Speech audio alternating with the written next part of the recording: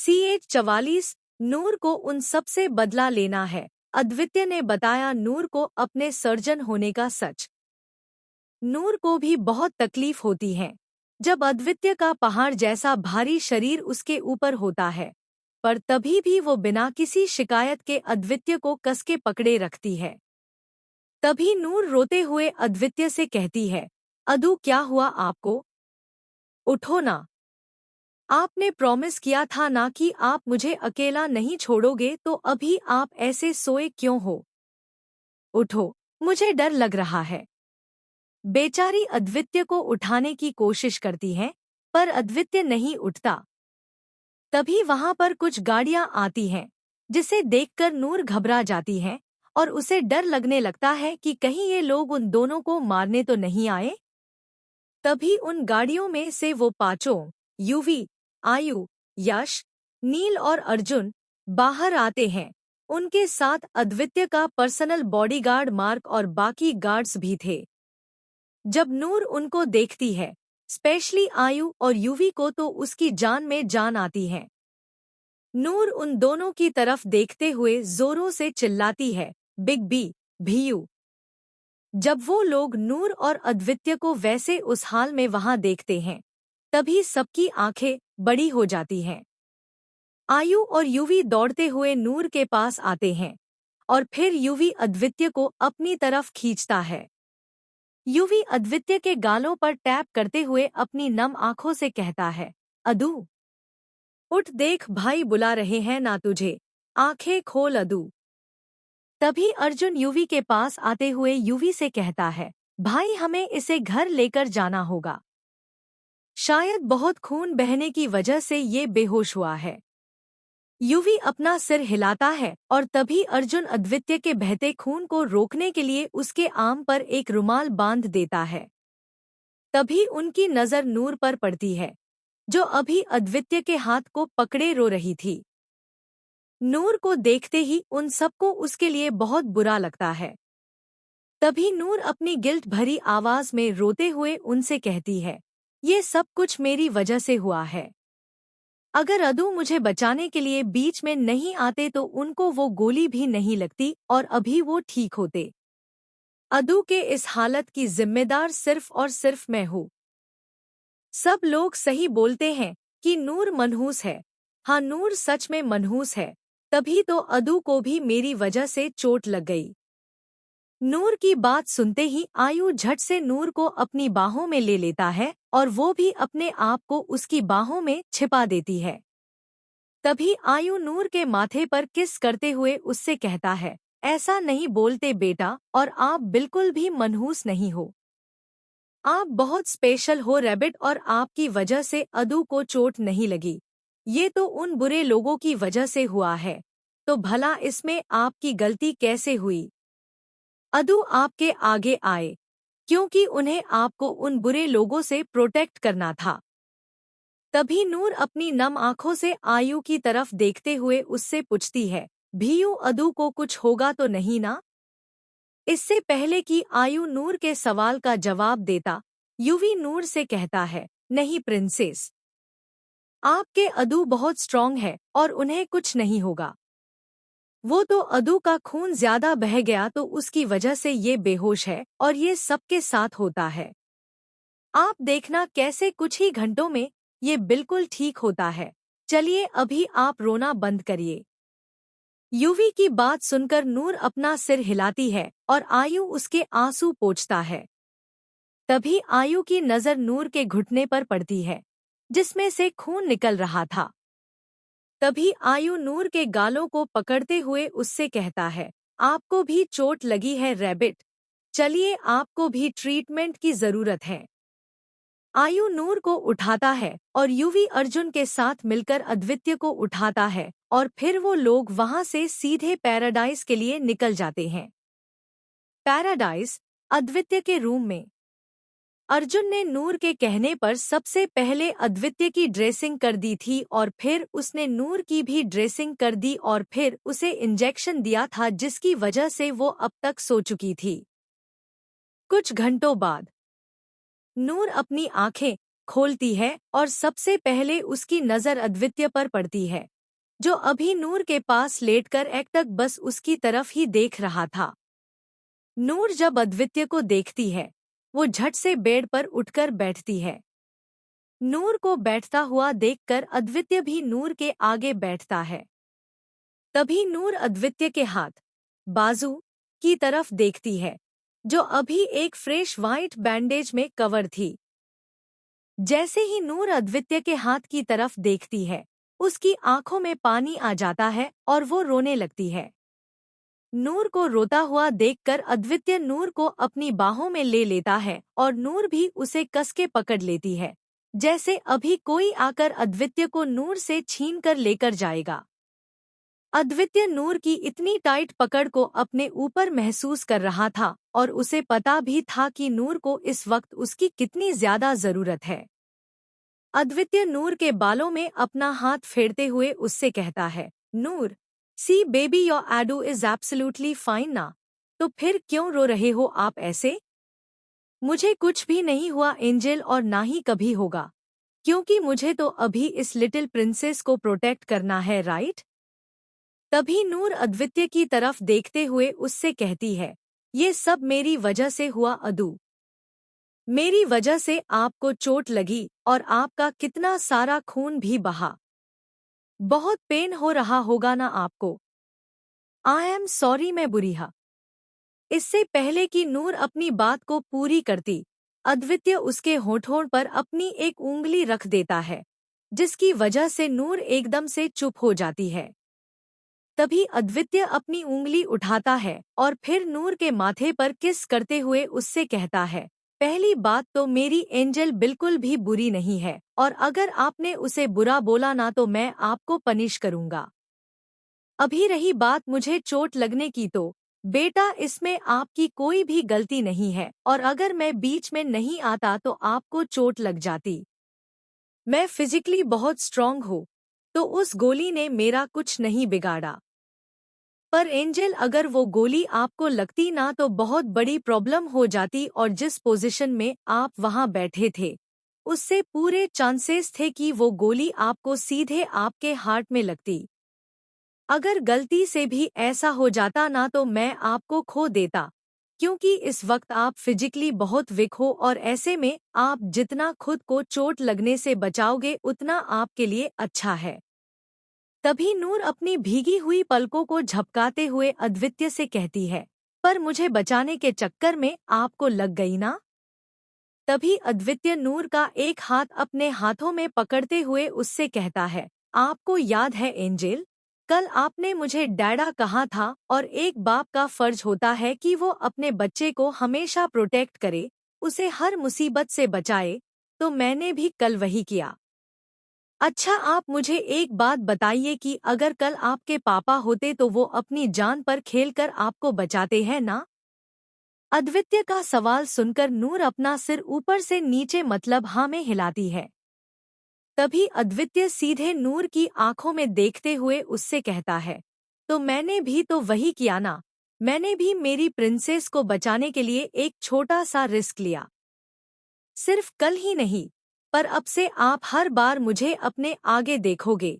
किसी भी मुसीबत को आप तक पहुंचने से पहले आपके डैडा का सामना करना होगा। मैं हमेशा ही आपके और उस मुसीबत के बीच में एक दीवार बनकर खड़ा रहूंगा, और आपको कुछ भी नहीं होने दूंगा, ये मेरा आपसे प्रॉमिस है एंजल। अद्वित्य की बात सुनकर नूर अद्वित्य को हग करती है और उससे कहती है, थैंक यू सो मच डैडा। नूर की बात सुनकर अद्वित्य के फेस पर एक बड़ी सी स्माइल आती है और वो नूर से कहता है, thanks to you for coming into my life princess. Noor बस एक छोटी सी स्माइल करती है। तभी नूर को आर्यन की बात याद आती है, जो उसने नूर को बताई थी कि उसने नूर के पापा को मारा था। उन बातों को याद करते ही नूर फिर से टूट जाती है, और उसे ऐसे देखकर अद्वित्य एक पल के लिए घबरा जाता है और नूर से पूछता है, नूर क्या हुआ बच्चे? प्लीज आप मुझे बताइए। तभी नूर सुबकते हुए अद्वित्य से कहती है, उन्होंने, आर्यन, मेरे पापा को मारा था, सिर्फ पापा के बिजनेस और पैसों के लिए। वो ऐसा कैसे कर सकते हैं, अदू? सिर्फ कुछ पैसों के लिए कोई इतना कैसे गिर सकता है कि वो किसी की जान ले ले? मैं ना उन्हें अपने पापा जैसा मानती थी, पर मुझे क्या पता था कि उस इंसान ने मुझसे मेरे पापा को छीन लिया। और दिदू, वो कैसे उन लोगों के साथ रह सकती हैं? आज सच में मुझे अपनी ही बहन से बहुत नफरत हो रही है। उन्होंने मुझे इतना हर्ट किया और अपने ही पापा के कातिलों का साथ दे रही है। मैं आपसे बिल्कुल भी नाराज नहीं हूँ अदू कि आपने उस इंसान की जान ली, क्योंकि उनके साथ तो वही होना चाहिए ना जो उन्होंने मेरे पापा के साथ किया था। मैं उन सब से बहुत बहुत नफरत करती हूँ और मुझे उन सब से बदला लेना है। I want to kill them Adu, I want to. Noor की बात सुनकर अद्वितीय नूर के चेहरे को अपने हाथों में लेते हुए उससे कहता है, एंजेल, आपका जो भी डिसीजन है उसमें मैं आपके साथ हूँ और आपको जो भी हेल्प चाहिए मैं करूँगा। पर अभी के लिए आप सबसे पहले अपने आप पर ध्यान दीजिए। अगर आपको उन सबसे बदला लेना है तो उसके लिए आपको बहुत बहुत स्ट्रॉन्ग बनना पड़ेगा ना, और अभी तो आप कमज़ोर हो नूर। तो अभी हमारे लिए अगर कुछ भी इम्पोर्टेंट है तो वो है आपकी हेल्थ, आपकी रिकवरी। जब आप पूरी तरह से ठीक हो जाओगे, आपके पूरे घाव भर जाएंगे ना, तब हम उस बारे में सोचेंगे। पर तब तक के लिए आपको अपने ऊपर कोई भी प्रेशर नहीं देना है। आप मेरी बात समझ रहे हो बेटा? नूर अपना सिर हिलाते हुए अद्वितीय से कहती है, हाँ अदू, आप जैसा बोलोगे मैं वैसा करूंगी। पर आप मुझे कभी छोड़कर नहीं जाओगे ना? तभी अद्वितीय नूर को हक करते हुए उससे कहता है, नहीं एंजेल, मैं आपको छोड़कर भला कहाँ जा सकता हूँ। आप में ही तो मेरी जान बसती है ना। आपको पता है जब आप मुझे रूम में नहीं दिखे तब मैं कितना ज्यादा डर गया था। एक पल के लिए तो मुझे लगा कि मैंने आपको खो दिया, पर थैंक गॉड कि आप मुझे मिल गए, वरना मैं पूरी दुनिया को आग लगा देता। मेरे लिए आपसे ज्यादा जरूरी कोई नहीं है और आपके लिए मैं कुछ भी कर सकता हूँ, किसी भी हद तक जा सकता हूँ। नूर अपना सिर हिलाते हुए बस वैसे ही रहती है। अद्वितीय भी नूर के बालों को सहलाते हुए बार बार उसके माथे पर किस कर रहा होता है। वो दोनों कुछ देर तक वैसे ही बैठते हैं, पर तभी अद्वितीय को कुछ याद आता है और वो नूर की तरफ देखता है। अद्वितीय नूर के गालों को सहलाते हुए उससे कहता है, एंजेल, मुझे आपको कुछ बताना है, क्योंकि मैं आपसे मुझसे रिलेटेड कोई भी बात छिपाना नहीं चाहता। अद्वितीय की बात सुनकर नूर थोड़ी अलर्ट होती है। तभी नूर अद्वितीय की तरफ देखते हुए उससे पूछती है, क्या बताना है आपको अदू? आप बता दो, मैं सुनूंगी आपकी बात। तभी अद्वितीय नूर की तरफ देखते हुए उससे कहता है, सबको पता है कि मैं अद्वितीय वीर सिंह दुनिया का एक बिजनेसमैन हूँ, पर उसके साथ ही मैं एक सर्जन भी हूँ और मॉर्निंग में हम जिस हॉस्पिटल में गए थे वो मेरा हॉस्पिटल है। मुझे पता है कि आपको इन सब से बहुत ज्यादा डर लगता है, पर ये मेरा फर्स्ट प्रोफेशन है एंजेल, जिसे मैं कभी नहीं छोड़ूंगा। I am sorry. अद्वितीय की बात सुनकर नूर कुछ मिनटों के लिए अद्वितीय की तरफ देखती है। फिर नूर अद्वितीय की तरफ अपनी एक उंगली दिखाते हुए किसी लेडी बॉस की तरह उससे कहती है, आप मुझे आपकी उन डरावनी और गंदी सी चीजों से डराओगे तो नहीं ना? आप मेरे आगे अपना डॉक्टर मोड ऑन नहीं करोगे है ना? CH-45 अद्वितीय और नूर के स्पेशल मोमेंट्स। नूर की हाइट उसकी तरह बहुत क्यूट है। नूर के उस बॉसी अंदाज को देखकर एक पल के लिए तो अद्वितीय भी शॉक हो जाता है। तभी अद्वितीय नूर की नाक को खींचते हुए उससे कहता है, ओहो मेरी लेडी बॉस, मुझे नहीं पता था कि आप क्यूट होने के साथ साथ इतने बॉसी भी हो सकते हो, बट मुझे आपका ये बॉसी नेचर बहुत पसंद आया।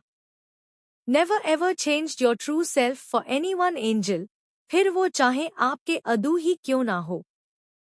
अद्वितीय की बात सुनकर नूर अपना सिर हिलाते हुए अद्वितीय से कहती है, ये सदू, मैं हमेशा ध्यान रखूंगी, प्रॉमिस। पर आपने मेरे सवाल का जवाब नहीं दिया।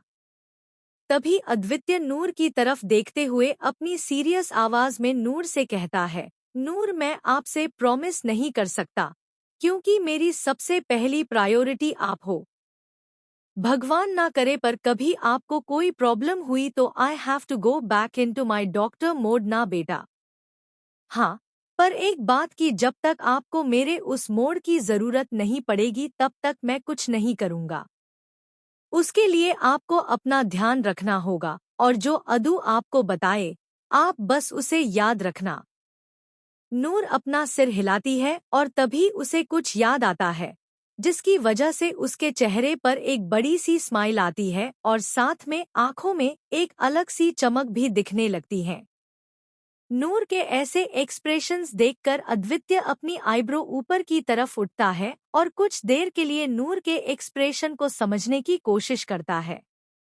पर जब अद्वित्य को कुछ समझ में नहीं आता, तभी वो हार मानते हुए नूर से पूछता है, एंजल क्या हुआ और आप इतने हैप्पी हैप्पी क्यों दिख रहे हो? मुझे भी तो बताओ ना, ताकि मैं भी आपको आपके हैप्पी मोमेंट्स में सपोर्ट करूं। अद्वित्य की बात सुनकर नूर अद्वित्य की तरफ देखते हुए अपनी एक बड़ी सी स्माइल के साथ उससे कहती है, मैं बहुत बहुत एक्साइटेड हूँ अदू, क्योंकि कल नूर अपने न्यू कॉलेज जाएगी। पर क्या वहाँ कोई मेरा फ्रेंड बनेगा या सब मुझे बुली करेंगे?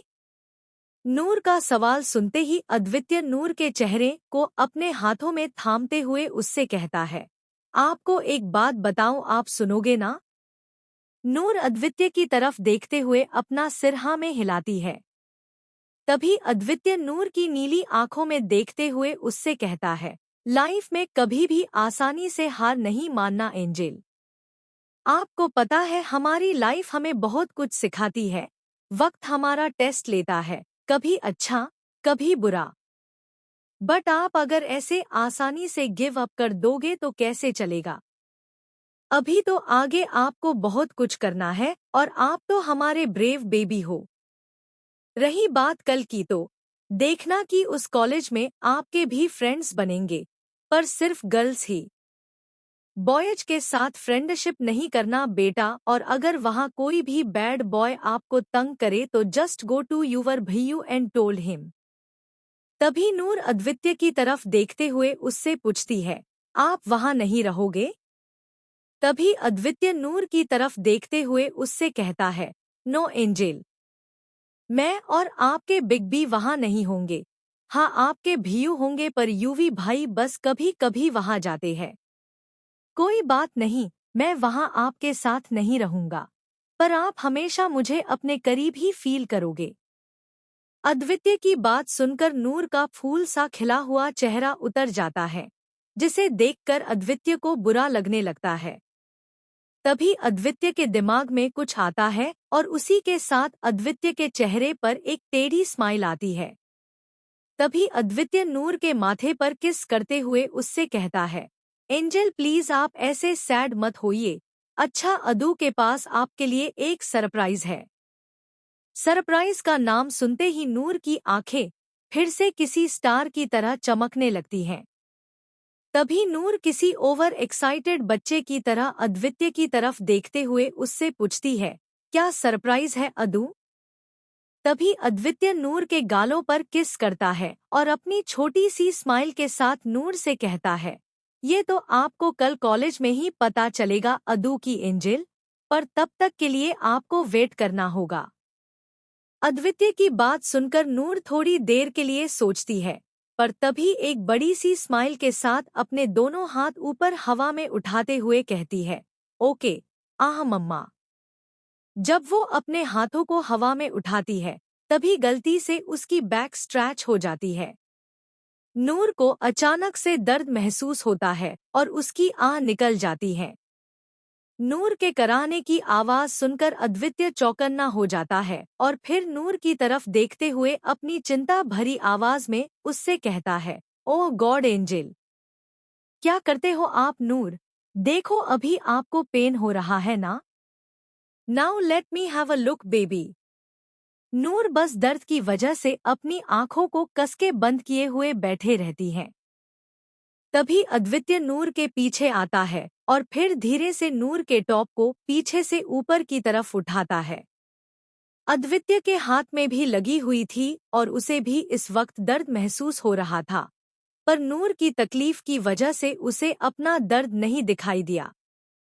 जब अद्वित्य नूर का टॉप उठाता है, तभी उसकी नज़र नूर के बैक पर पड़ती है जो अभी थोड़ी सी सूजी हुई थी।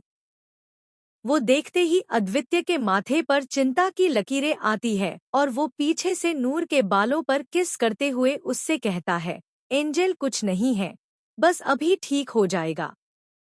तभी अद्वित्य उसके बेड के साइड टेबल के ड्रावर में रखी ऑइंटमेंट निकालता है और फिर बहुत ध्यान से नूर के जख्मों पर लगाता है।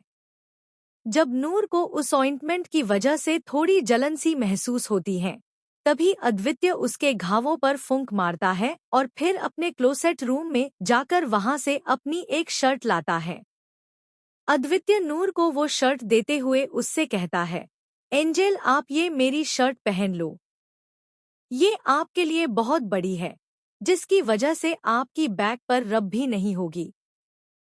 तभी नूर अपनी नम आंखों से अद्वित्य की तरफ देखते हुए अपना सिर हाँ में हिलाती है। तभी अद्वित्य नूर के बालों को सहलाते हुए उससे कहता है, आप ये चेंज कर लो, मैं तब तक बाहर हूँ।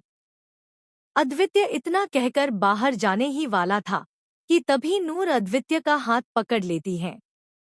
नूर के हाथ पकड़ने की वजह से अद्वित्य अपनी जगह पर रुकता है और नूर की तरफ देखता है। तभी नूर अद्वित्य की तरफ देखते हुए उससे कहती है, यू लव मी ना, then I trust you with my dear life, please stay with me. Noor की बात सुनकर अद्वित्य नूर की तरफ देखता है और अगले ही पल नूर उसकी बाहों में होती है। अद्वित्य नूर के बालों पर किस करते हुए उससे कहता है, thank you so much for trusting me angel. मैं कभी आपका ट्रस्ट नहीं तोड़ूंगा नूर, और हाँ, मैं आपसे अपनी जान से भी ज्यादा प्यार करता हूँ। क्या आप मुझे एक चांस दोगे to become your partner for entire life?